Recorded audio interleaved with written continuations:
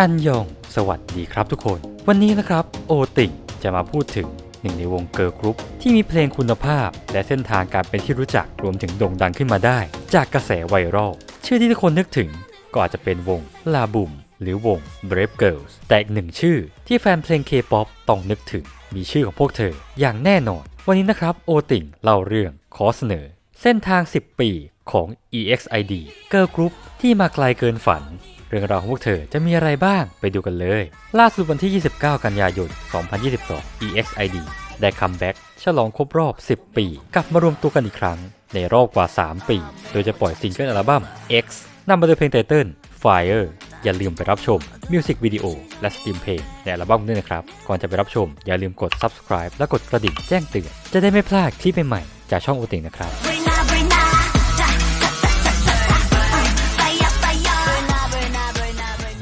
เรื่องราวของวง EXID เริ่มต้นในช่วงเดือนพฤษภาคม 2011 โปรดิวเซอร์มือทองชินซาดงไทเกอร์ตั้งใจจะสร้างเกิร์ลกรุ๊ปวงใหม่ขึ้นมาโดยได้ร่วมมือกับทางค่าย AB Entertainment รวมถึงนักลงทุนจาก YNB Entertainment ในการเฟ้นหาเด็กฝึกฝีมือดีมาฟอร์มวงโดยได้มีการทาบทามเด็กฝึกจากค่าย JYP เพื่อเป็นการเริ่มฟอร์มวงเกิร์ลกรุ๊ปวงใหม่ยูจีหนึ่งในเด็กฝึกสาวของค่ายที่พลาดโอกาสได้เดบิวต์กับ JYP และได้มาอยู่กับค่ายเธอจึงตัดสินใจ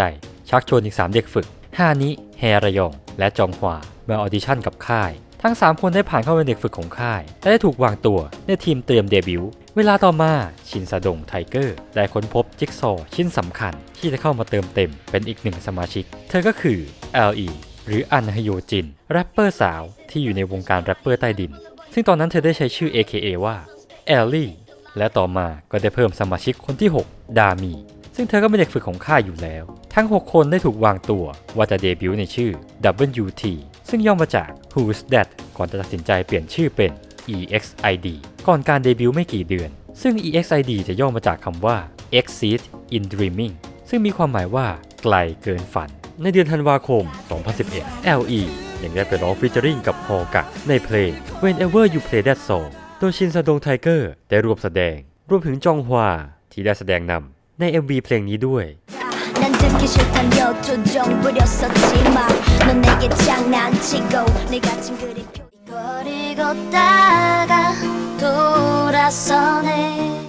EXID ได้เตรียมเดบิวต์ในเดือนมกราคม 2012 แต่ว่าด้วยอาการบาดเจ็บของ LE จึงได้มีการเลื่อนออกไปก่อนที่ในวันที่ 16 กุมภาพันธ์ 2012 EXID จะได้เดบิวต์อย่างเป็นทางการโดยการปล่อยซิงเกิลอัลบั้มแรก Hola นำโดยเพลงไตเติ้ล Who's That Girl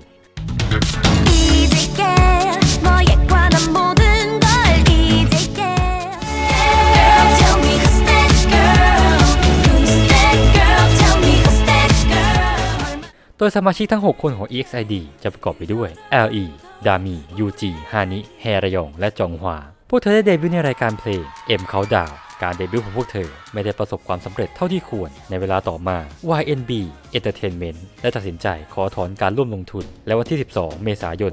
2012 ก็มีการเปลี่ยนแปลงเกิดขึ้นเมื่อทางค่าย AB Entertainment ได้ยืนยันว่า ยูจี แฮรยองและดามีได้ออกจากวงโดยได้ให้เหตุผลว่าเป็นเรื่องของการศึกษาส่วนแฮรยองจะไปโฟกัสกับงานด้านการแสดงโดยทั้ง3คนนั้นได้อยู่ภายใต้สัญญาของค่าย YNB ซึ่งในภายหลังในปีต่อมาดามี ยูจีและแฮรยองพร้อมด้วยอดีตเด็กฝึก SM อย่างดาฮเยได้เดบิวต์ในฐานะเกิร์ลกรุ๊ปวงใหม่ Bestie ในเวลาต่อมา EXID ที่ได้เหลือสมาชิก3คนก็ได้มีการเพิ่มสมาชิกคนใหม่2คนซึ่งก็คือโซจี Vocal Trainer ซึ่งเป็นอดีตสมาชิกของวงดูโอ 2NB และฮเยลินซึ่งเดิมทีเธออยู่ในไลน์อัพเดบิวต์ด้วย EXID ที่มีการเปลี่ยนแปลงสมาชิกได้ทำการคัมแบ็กในวันที่ 13 สิงหาคมโดยการปล่อยมินิอัลบั้มชุดแรก Hippity Hop ซึ่งนำมาโดยเพลงไตเติ้ล I Feel Good โดยได้ปล่อย MV เพลงไตเติ้ลในวันต่อมา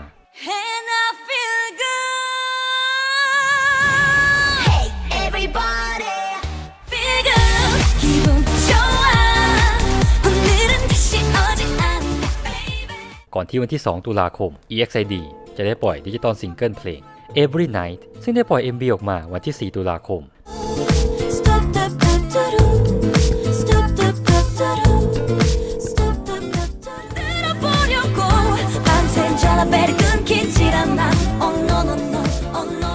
เพลงนี้เป็นการนำเพลง Call จากมินิอัลบั้มแรกมาเรียบเรียงใหม่ให้เป็น Alternative Version ต่อมาวันที่ 11 ตุลาคม EXID ก็ได้ปล่อยเพลง Hey Boy ซึ่งเป็นเพลงประกอบซิทคอมช่อง ABC เรื่อง Thousand Man โดยเพลงนี้จะเป็นเวอร์ชั่นผู้หญิงของเพลง Hey Girl ของ B1A4 โดยชินซาดงไทเกอร์ได้นำมาเรียบเรียงใหม่ให้เป็นสไตล์เรกเก้ให้มีความแตกต่างจากเวอร์ชันออริจินอล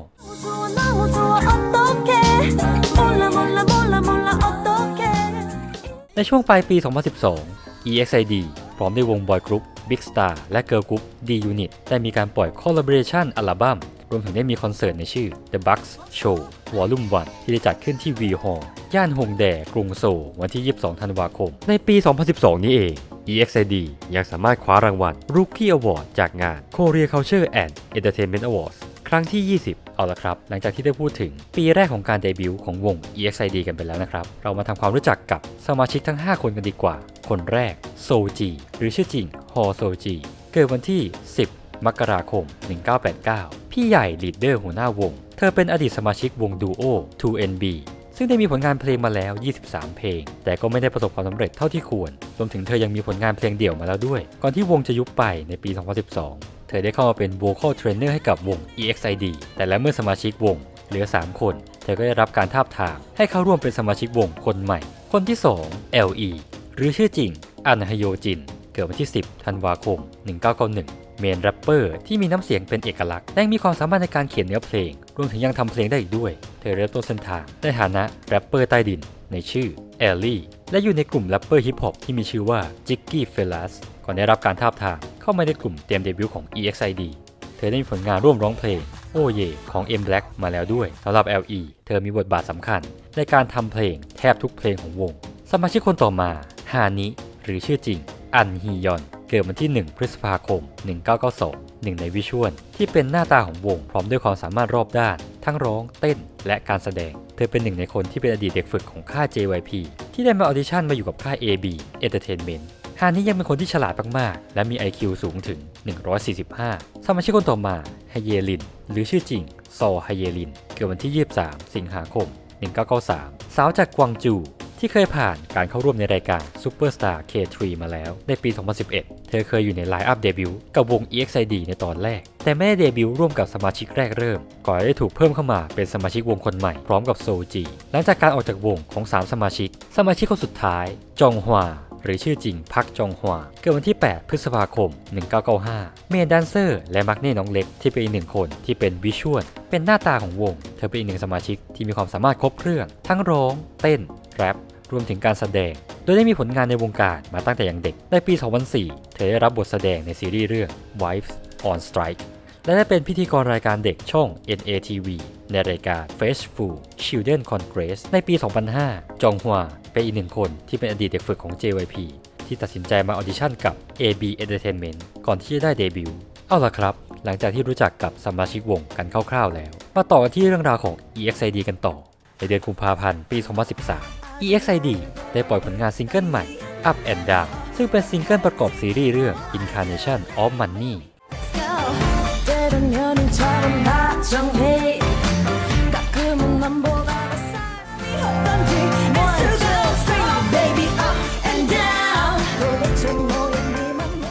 และต่อมาในเดือนเดียวกันก็จะมีซับยูนิตแรกของวงในชื่อ Dasoni ซึ่งจะประกอบด้วยสมาชิก 2 คนคือฮานิและโซจีดาโซนีได้ปล่อยซิงเกิลอัลบั้ม Goodbye ซึ่งนำมาเป็นเพลงไตเติ้ลในชื่อเดียวกัน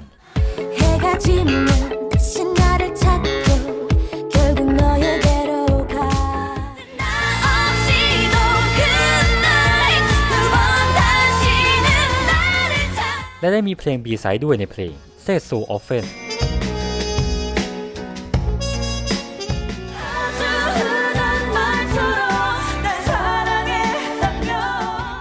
หลังจากนั้นวง EXID ก็ได้เกิดมีปัญหาขึ้นกับทางค่าย AB ทำให้ทางวง EXID นั้นต้องหยุดกิจกรรมต่างๆเอาไว้เป็นเวลาเกือบปี ในระหว่างนั้น LE ยังได้ไปออกรายการ Show Me the Money ซีซั่น 2 ด้วยก่อนจะเข้าสู่ช่วงปี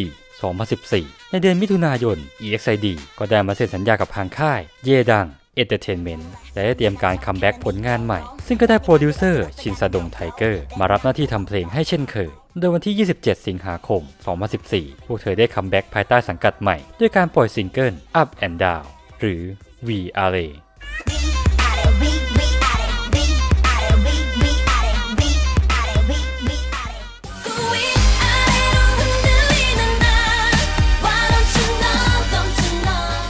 หลังจากการปล่อยออกมาซิงเกิลนี้ได้รับกระแสตอบรับที่ไม่ดีเท่าที่ควรจึงไม่สามารถติดในท็อป100ของคาร์ออนชาร์ตได้และขึ้นไปสูงสุดแค่อันดับที่94ในชาร์ตในประเทศแม้ว่าเพลงนี้จะมาในแนวเซ็กซี่และทำให้เข้ากับตลาดเพลงช่วงนั้นแต่พวกเธอก็ไม่สามารถสร้างกระแสที่น่าพอใจได้ณช่วงเวลานั้นถึงแม้พวกเธอจะไม่ได้รับความนิยมเท่าที่ควรแม้ว่าจะเดบิวต์มาได้2 ปีแล้วแต่พวกเธอก็ยังทำกิจกรรมต่างๆอย่างเต็มที่โดยหลังจบการแสดงในรายการเพลงได้มีการจัดแฟนมิทติ้งเล็กๆซึ่งมีผู้เข้าร่วมเพียง20 คน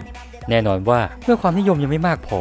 รายได้ก็น้อยตามไปด้วยจนถึงขั้นที่เมมเบอร์ในวงต้องกินบะหมี่สำเร็จรูปในห้องพักเล็กๆมันเป็นช่วงเวลาที่ยากลำบากมากจนไฮเยลินได้แอบไปทำงานพาร์ทไทม์ที่ร้านไอติมเพื่อหาเงินและได้นำเงินมาช่วยซื้ออาหารให้กับเมมเบอร์หรือในบางครั้งเจ้าของร้านก็ใจดีให้ไอติมมาเธอก็นำกลับมาให้กับสมาชิกในวงด้วยพวกเธอทำทุกทางที่สามารถทำได้ทั้งการไปแสดงตามงานเทศกาลของมหาลัยการไปแสดงที่ย่านมยองดงเหมือนกับบรรดาวัยรุ่นที่เต้น cover การพยายามถือป้ายโปรโมทวงจนบางครั้งก็โดนไล่มาแล้วจนในที่สุดก็มีจุดเปลี่ยนสำคัญเกิดขึ้นเมื่อในช่วงเดือนตุลาคมได้มีกระแสไวรัลจากวิดีโอแฟนแคมของฮานิในเพลง Up and Down ที่ลงโดยช่อง YouTube Far-Kill ฮานิถูกพูดถึงเป็นอย่างมากในเกาหลีใต้ถึงเรื่องสีหน้าการแสดงทักษะการเต้นและความเซ็กซี่มีเสน่ห์ของเธอซึ่งมันทำให้เพลงนี้สามารถกลับมาติดชาร์ตได้อีกครั้งหนึ่งโดยสามารถไต่ชาร์ตไปถึงท็อป 10 ของคาร์ออนชาร์ตทำให้มีการเชิญกลับมาโปรโมทอีกครั้งผ่านรายการเพลงต่างๆรวมถึงได้งานแสดงโชว์มากขึ้นเป็นเท่าตัว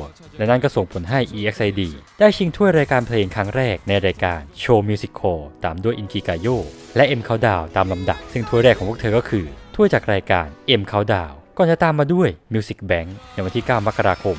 2015 และถ้วยที่ 3 จาก Inki Gayo ในวันที่ 11 มกราคม ตามมาด้วยอีก 3 ถ้วยจาก The Show M Countdown และ Music Bank รวมเป็นทั้งหมด 6 ถ้วยต้องบอกเลยครับว่าแฟนแคมของฮานิและเพลงนี้ได้กลายเป็นผลงานที่ทำให้ EXID ดังเปรี้ยงขึ้นมาอย่างแท้จริงโดยชินซาดงไทเกอร์ได้เปิดเผยในภายหลังว่าเริ่มที่เพลงนี้ได้แต่งให้กับเจสซี่ในชื่อเพลง We Are Out แต่สุดท้ายตัดสินใจให้เป็นเพลงของ EXID เพราะรู้สึกว่าเข้ากับคอนเซปต์มากกว่าก่อนจะเข้าสู่ปี 2015 EXID ได้กลายเป็นหนึ่งในวงเกิร์ลกรุ๊ปที่ได้รับการจับตามองมากขึ้นและมีบรรดาแฟนคลับเพิ่มมากขึ้นโดยในช่วงต้นปี EXID ยังได้รางวัล Hot Trend จากงาน Gaon Chart K-pop ครั้งที่ 4 ก่อนที่ต่อมาพวกเธอจะได้ต่อยอดความสำเร็จอย่างต่อเนื่องโดยวันที่ 13 เมษายนพวกเธอได้คัมแบ็กด้วยการปล่อยมิวสิกวิดีโอเพลงไตเติ้ล อาเย่พร้อมกับปล่อยมินิอัลบั้มชุดที่ 2 ในชื่อเดียวกัน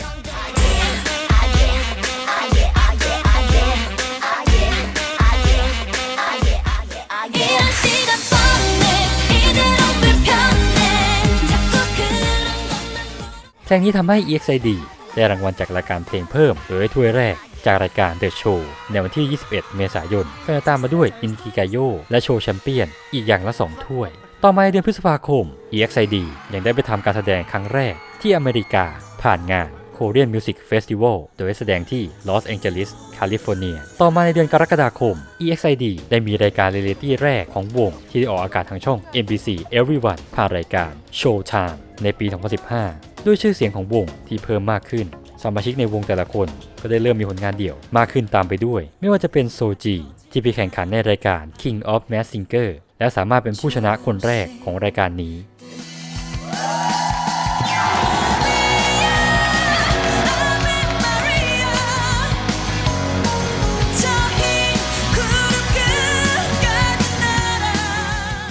LE หลังจากที่ร่วมงานกับศิลปินดังทั้งฮยอนอา อิมชางจองและเควิลในปี 2014 ที่ผ่านมาปี 2015 เธอก็มีผลงานร่วมกับศิลปินคนอื่นเช่นในเพลง Goodbye Mr. Kim ที่ไปร้องร่วมกับอาลีและเพลง Body to Body ร่วมกับ Verbal Jin และ Sanchez เป็นต้นฮานี้เป็นอีกหนึ่งคนที่มีงานชุกที่สุดในปีนี้เลยก็ว่าได้ไม่ว่าจะเป็นไปเล่น MV เพลง Fire ของ Mad Cloud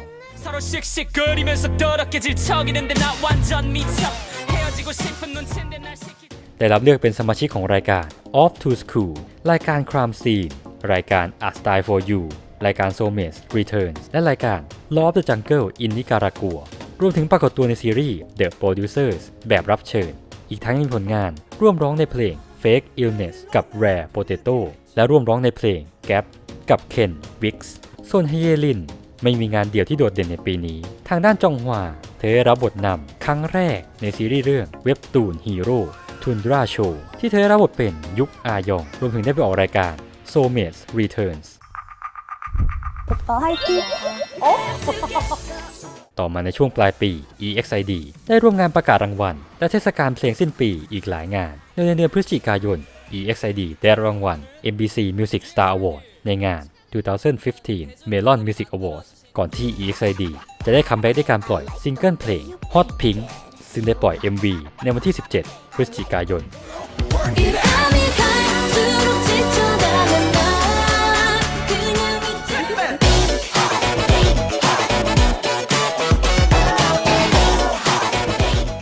เพลง Hot Pink ยังคงร้อนแรงต่อเนื่องโดยสามารถคว้าถ้วยได้อีก2ถ้วยแบ่งเป็นโชว์แชมเปี้ยนและอินกิไกโย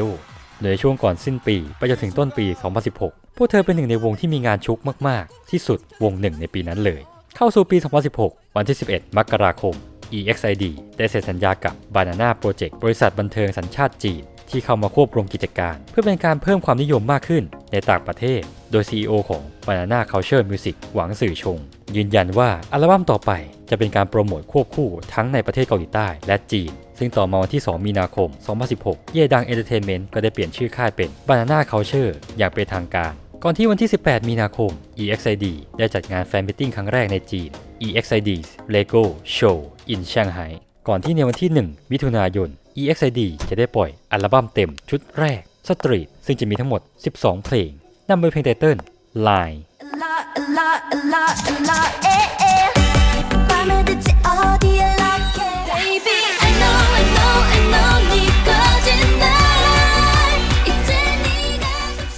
แทบทุกเพลงในอัลบั้มนี้ LE มีส่วนร่วมในการทำเพลงและยังมีเพลง Hello ซึ่งเป็นเพลงโซโล่ของฮานิรวมถึงเพลง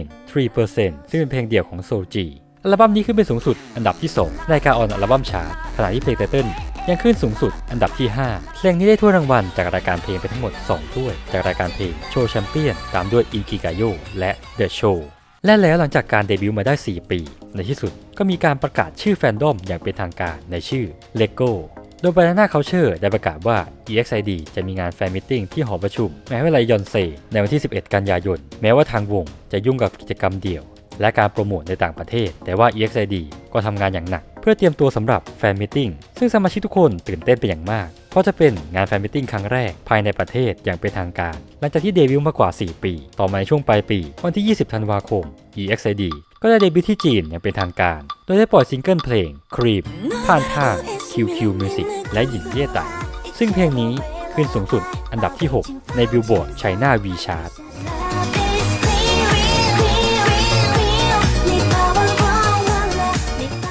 แต่แล้วก็มีข่าวร้ายเกิดขึ้นเมื่อทางค่าย Banana Culture ได้ประกาศว่าโซจีได้ป่วยเป็น Hyperthyroidism หรือภาวะไทรอยด์เป็นพิษทำให้ต้องพักกิจกรรมและรักษาตัวส่วนสมาชิกที่เหลือก็ยังคงทำกิจกรรมต่างๆต่อไป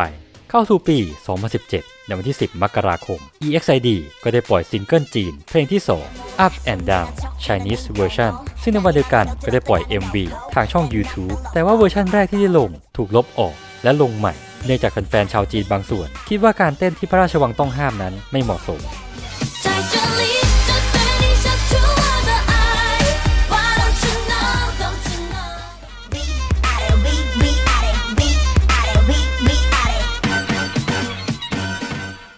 ต่อมาวันที่ 17 มีนาคม EXID โดยสมาชิกที่เหลือ 4 คนได้แสดงที่ Mexico City Arena ผ่านงาน KCON Music Festival ในประเทศเม็กซิโกโดยฮานิได้ร้อง cover เพลงของ Jesse and Joy ซึ่งเป็นศิลปินดูโอของเม็กซิโกในเพลง Ecos de Amor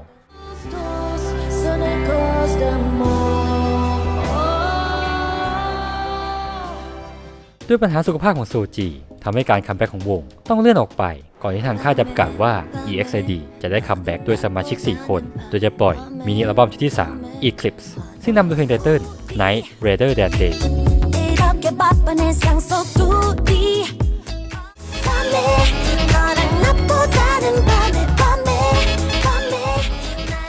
Eclipse เปิดตัวในอันดับที่ 4 ของชาร์ต Billboard World Album กลายเป็นอัลบั้มที่ดีที่สุดของวงในชาร์ตนี้และติดในท็อป 5 ของอัลบั้มบนชาร์ตและเป็นการติดท็อป 5 ครั้งแรกของวงในวันที่ 25 เมษายน 2017 EXID ก็ได้รับถ้วยรางวัลจากรายการเพลง The Show ผ่านเพลง Night Rather Than Day ตามมาด้วยถ้วยจากรายการโชว์แชมเปี้ยนและอีก1ถ้วยจาก The Show ต่อมาวันที่12พฤษภาคม Banana Culture ได้ประกาศว่า EXID จะเริ่มทัวร์เอเชียเพื่อการโปรโมทในช่วงฤดูร้อนในชื่อ EXID Asia Tour 2017 โดยได้ไปเยือนประเทศต่างๆเริ่มจากฮ่องกงและสิงคโปร์รวมถึงการไปเยือนไต้หวันในวันที่30กรกฎาคมก่อนจะกลับมาแสดงที่โซลในวันที่12สิงหาคมแต่อย่างไรก็ตามเนื่องจากสถานการณ์ของพายุไต้ฝุ่นเนแซดการแสดงที่ไต้หวันได้ถูกเลื่อนออกไปโดยโซจีได้ปรากฏตัวแบบเซอร์ไพรส์ในช่วงอังกอร์ของคอนเสิร์ตในโซลอีกด้วย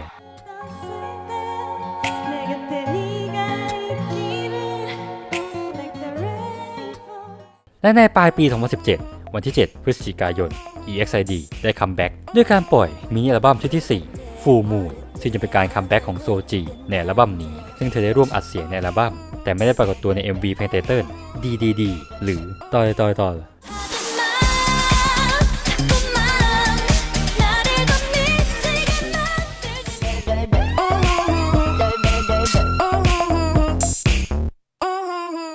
จากผลงานเพลงนี้เองทำให้ EXID ได้ถ้วยจากรายการเพลง The Show ในวันที่ 21 พฤศจิกายนก่อนที่ในช่วงปลายปี 2017 ในเดือนธันวาคมได้มีการปล่อยทีเซอร์ของโปรเจกต์ Reflower ซึ่งจะเป็นการปล่อยเพลง Remaster และ Remake ของเพลงจากอัลบั้มก่อนหน้านี้ที่ไม่ใช่เพลงไตเติ้ลและนี่มีการทยอยเปิดออกมาในช่วงปี 2018 เข้าสู่ปี 2018 EXID ก็ได้คัมแบ็กด้วยการปล่อยซิงเกิลอัลบั้ม Lady ในวันที่2 เมษายนโดยจะเป็นการโปรโมทด้วยสมาชิก 4 คนเช่นเดิมเนื่องจากโซจียังคงฟื้นตัวจากการผ่าตัดซึ่งอัลบั้มนี้จะนำมาเป็นเพลงไตเติ้ลในชื่อเดียวกัน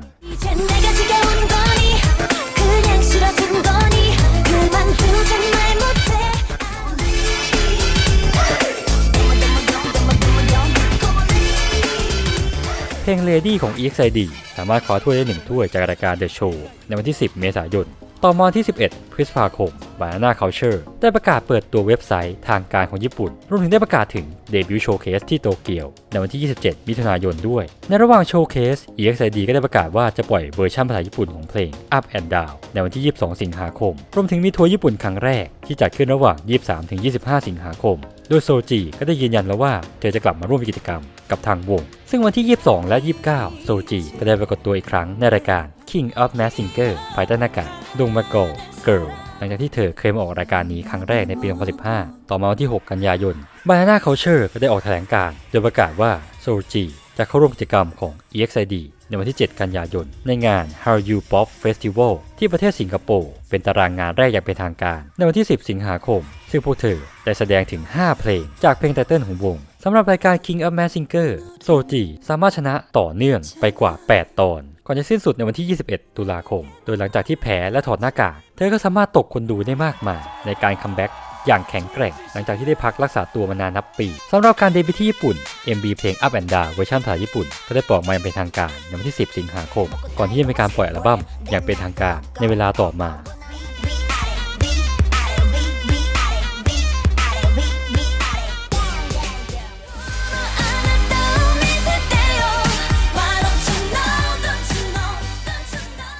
สำหรับอัลบั้มนี้ได้เปิดตัวที่อันดับ 15 บน Oricon Chart ต่อมาช่วงปลายปีในวันที่ 11 พฤศจิกายน EXID โดยสมาชิก 5 คนก็ได้คัมแบ็กโดยการปล่อยซิงเกิลอัลบั้ม I Love You ซึ่งนำเป็นเพลงไตเติ้ลชื่อเดียวกัน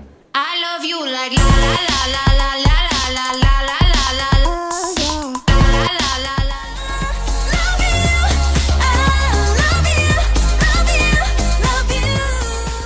I Love You สามารถเข้าสู่ชาร์ต World Digital Song Sales ของ Billboard ได้ในอันดับที่ 5 ซึ่งเป็นความสำเร็จสูงสุดในชาร์ตนี้ก่อนที่ต่อมาในช่วงปลายปีถึงช่วงต้นปี 2019 พวกเธอได้มีงานแสดงต่างๆอีกหลายงานในวันสิ้นปีของปี 2018 วันที่ 31 ธันวาคม EXID ยังไปแสดงที่งาน Taipei New Year Eve Countdown Party ที่ประเทศไต้หวันอีกด้วยก่อนจะเข้าสู่ปี 2019 EXID ได้ไปแสดงที่ K-pop TV Showผ่านรายการ M Countdown ในวันที่ 19 มกราคมซึ่งเป็นตอนครบรอบ 600 ตอนโดยได้เปิดตัวด้วยเพลง Intro และแสดงเพลง V Array หรือ Up and Down ต่อด้วยเพลง I Love You ต่อมาเดือนกุมภาพันธ์ 2019 พวกเธอได้มีทัวร์ญี่ปุ่นครั้งที่ 2 ในชื่อ 2019 EXID Valentine Japan Live Tour ก่อนที่ต่อมาที่ 3 เมษายน 2019 จะได้ปล่อยอัลบั้มเต็มภาษาญี่ปุ่นชุดแรก Trouble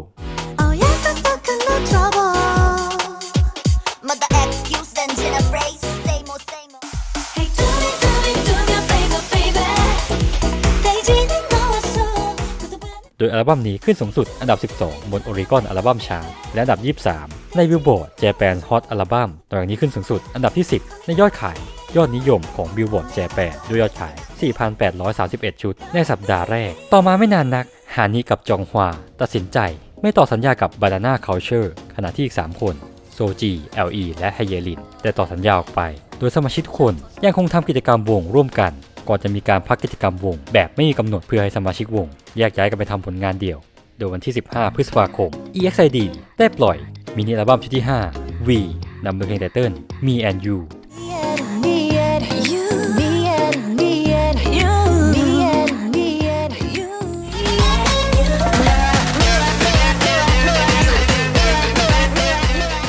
อัลบั้มนี้เปิดตัวอันดับที่ 8 ในชาร์ต US World Album Chart กลายเป็นอัลบั้มที่ 4 ของวงที่จะติดท็อป 10 ในชาร์ตนี้และอัลบั้มทำยอดขายได้ 24,423 ชุดในเกาหลีใต้ภายในเดือนนั้น Banana Culture ได้ชี้แจงในภายหลังว่าทางวงจะดำเนินกิจกรรมต่อไปในประเทศญี่ปุ่นไปอีก 1 ปีโดยมีการทัวร์ญี่ปุ่นชื่อ 2019 EXID Summer Live Tour ซึ่งเริ่มต้นในเดือนสิงหาคมตามด้วยการปล่อยซิงเกิลญี่ปุ่น Bad Girl for You ในวันที่ 25 ธันวาคม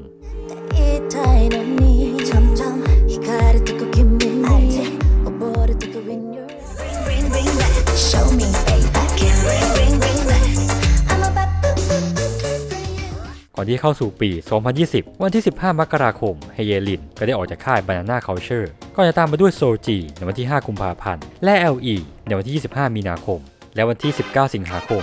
2020 EXID ก็ได้ปล่อยอัลบั้มเต็มภาษาญี่ปุ่นชุดที่ 2 Blessed ซึ่งนำโดยเพลงไตเติ้ลในชื่อเดียวกัน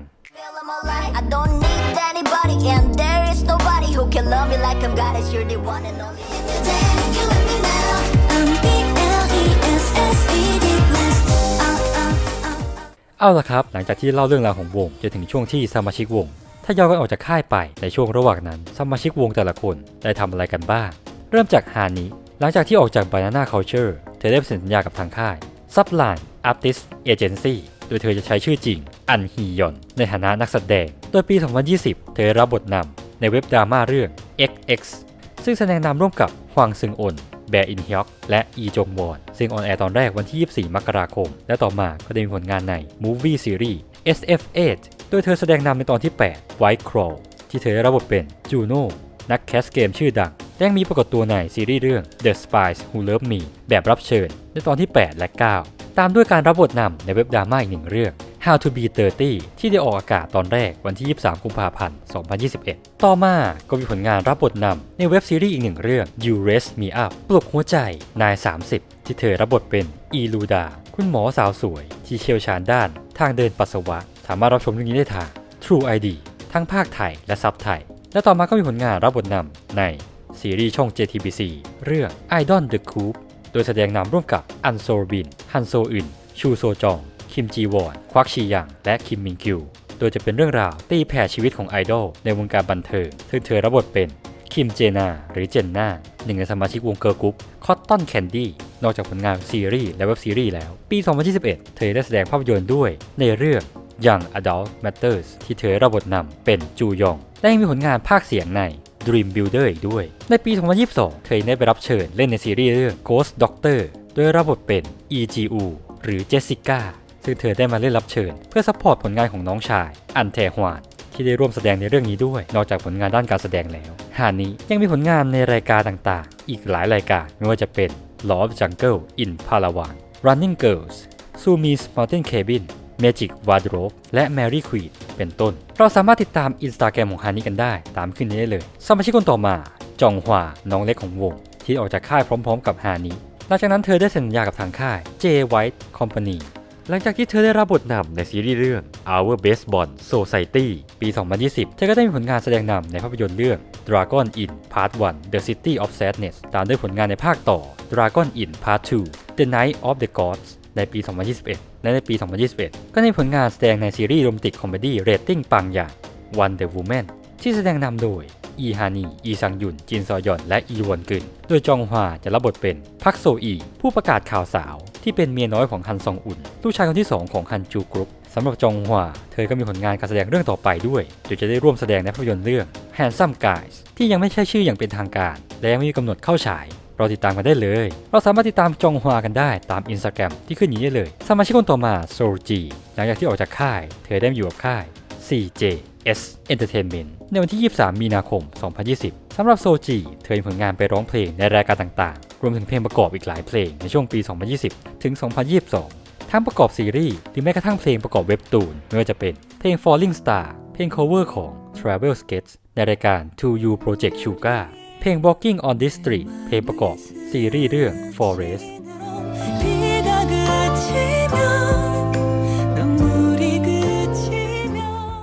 เพลง One Day เพลงประกอบซีรีส์ Find Me in Your Memory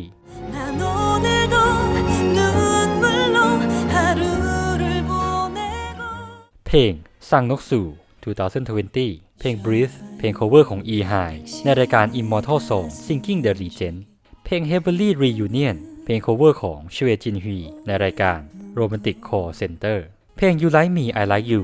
เพลง cover ของฮยอนนี่และด็อกกี้ร่วมกับจางมินโฮในรายการ Romantic Call Center เช่นเดียวกันเพลง One Person เพลงประกอบซีรีส์ 18 Again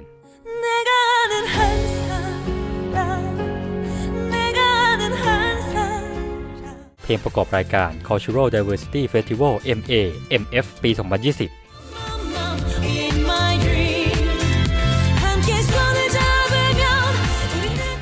เพลง The Trace You Left เพลงประกอบซีรีส์ The Spies Who Love Me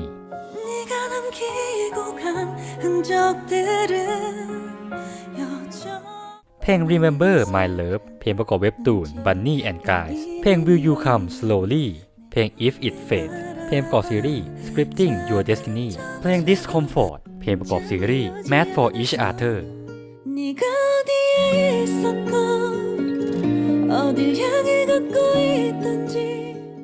และล่าสุดเพลง By Your Side เพลงประกอบซีรีส์พุง The Chosen Psychiatrist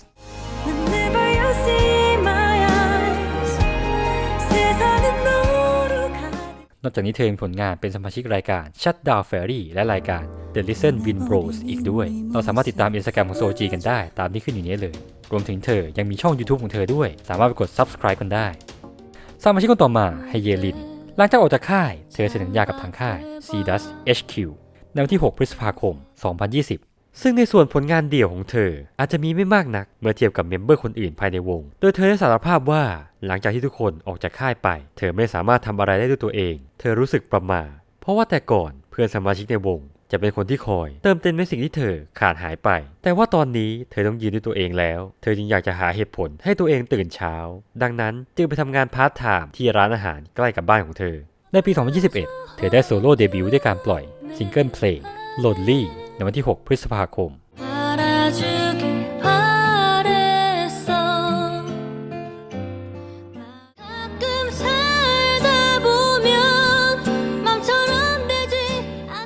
และปี 2021 เธอมีผลงานเป็น MC รายการ Celeb Beauty ซีซั่น 3 และในปี 2022 เธอก็ได้เป็นสมาชิกของรายการ Travel และล่าสุดเธอก็มีผลงานเพลง Love Letter ซึ่งเป็นเพลงประกอบซีรีส์เรื่อง Cherry Blossoms After Winter เราสามารถติดตามเฮียลินกันได้ทั้งทาง Instagram TikTok และช่อง YouTube ตามที่ขึ้นนี้ได้เลยสมาชิกคนสุดท้ายที่จะพูดถึง LE เป็นที่รู้กันดีว่านอกจากความสามารถในเรื่องของการแรปเธอมีความสามารถในเรื่องของการโปรดิวซ์ทำเพลงโดย LE หลังจากออกจากค่ายเธอมีผลงานร่วมงานกับชินซาดงไทเกอร์ในการโปรดิวซ์เพลงให้กับเกิร์ลกรุ๊ป Try B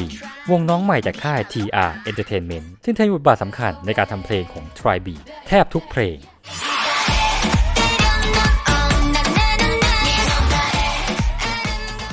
เราสามารถติดตาม LE กันได้ทั้งทาง Instagram Twitter และช่อง YouTube ที่ขึ้นนี้เลยล่าสุดวันที่ 29 กันยายน EXID ได้คัมแบ็กฉลองครบรอบ 10 ปีกลับมารวมตัวอีกครั้งในรอบ 3 ปีโดยจะปล่อยซิงเกิลอัลบั้ม X ซึ่งจะมีเพลง Lego ที่จะทำออกมาเพื่อแฟนคลับพวกเธอและจะนำมาโดยเพลงไตเติ้ล Fire อย่าลืมไปรับชมมิวสิกวิดีโอและสตรีมเพลงในอัลบั้มกันด้วยนะครับ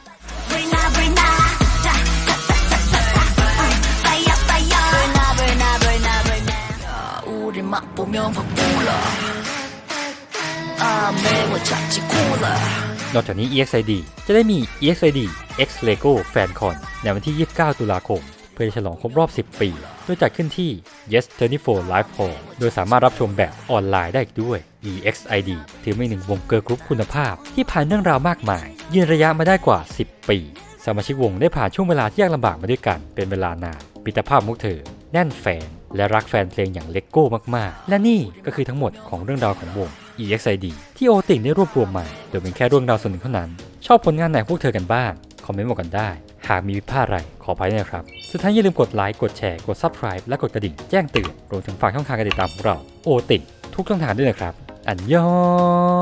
ง